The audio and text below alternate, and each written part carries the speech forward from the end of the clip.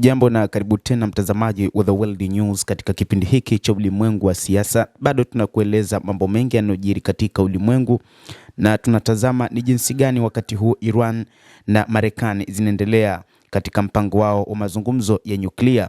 Lakini moja kati ya jambo ambalo wakati huu linatajwa ni kwamba Iran itawasilisha rasimu ya makubaliano ya nyuklia kwa Marekani katika siku zijazo, na hii ni kauli iliyotolewa na waziri wa mambo ya kigeni.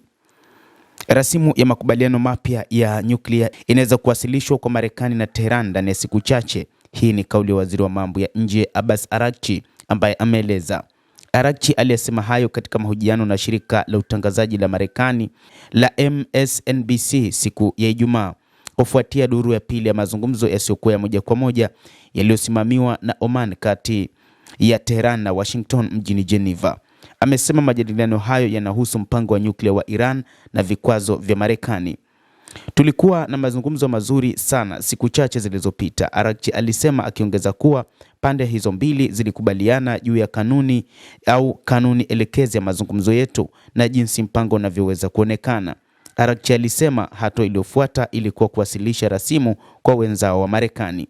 Hata hivyo, mnamo Alhamisi, rais wa Marekani Donald Trump alisema kwamba Iran lazima iwasilishe barua rasmi ama hati rasmi kuhusu inatakaje juu ya makubaliano ya mazungumzo ya nyuklia, na hata wakati huu ndio waziri wa mambo ya kigeni wa Iran Abbas Araghchi anaeleza kwamba ndani ya siku chache zijazo mpango huo utakamilika. Ninaamini katika siku 2 au 3 zijazo itakuwa tayari, alisema, akibainisha kuwa mkutano mwingine unaweza kuhitajika kushughulikia maandishi mara tu yatakapobadilishwa. Hata hivyo, jambo kubwa ambalo wakati huu lipo ni namna ambavyo Marekani imekuwa ikitoa vitisho zaidi kwamba inaweza kuishambulia Iran wakati wowote, hasa baada ya siku 10 ama 15 zijazo kuanzia Alhamisi.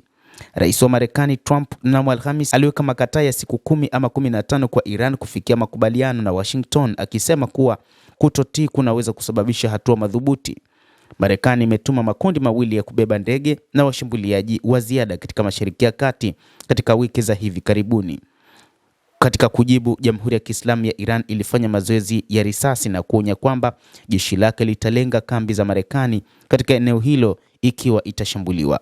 Hata hivyo, mazoezi hayo yaliambatana na mazoezi ya pamoja kati ya Urusi pamoja na Iran. Rais Trump na timu yake wana nia ya makubaliano ya haraka, Araghchi anasema. Anasisitiza hakuna mwisho kwa Iran kukubali urutubishaji sifuri wa nyuklia.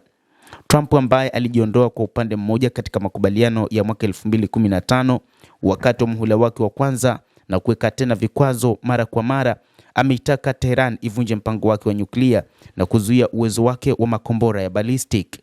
Marekani ilishambulia maeneo ya nyuklia ya Iran wakati wa vita vya siku 12 vya Israel na Iran mnamo mwezi Juni mwaka 2015. Araghchi alikariri kwamba mpango wa nyuklia wa Tehran ni wa amani kabisa, na akasema kwamba nguvu haiwezi kuzuia. Tumejiandaa kwa diplomasia na tumejiandaa kwa mazungumzo kama vile tunavyojiandaa kwa vita, alisema Araghchi. Moscow imeonya kwamba mzozo huo una uwezekano wa kulipuka na kuhimiza suluhu ya amani. Waziri wake wa mambo ya kigeni Sergei Lavrov ameishutumu Marekani kwa kucheza na moto na kuonya kwamba mashambulizi katika maeneo ya nyuklia ya Iran yanaweza kusababisha maafa ya nyuklia. Katika mahojiano na Al Arabiya yaliyopeperushwa Jumatano, Sergei Lavrov, waziri wa mambo ya nje ya Iran, alisema Moscow inaunga mkono haki ya Tehran ya kurutubisha kwa amani na kuongeza kuwa mvutano uliopo unatokana na Marekani kusambaratisha mkataba wa nyuklia wa Iran wa mwaka 2015 wakati wa muhula wa kwanza wa Donald Trump. Lavrov alithibitisha mwezi huu kwamba Moscow ilikuwa tayari kupokea uranium kutoka Iran ikiwa Tehran itaidhinisha.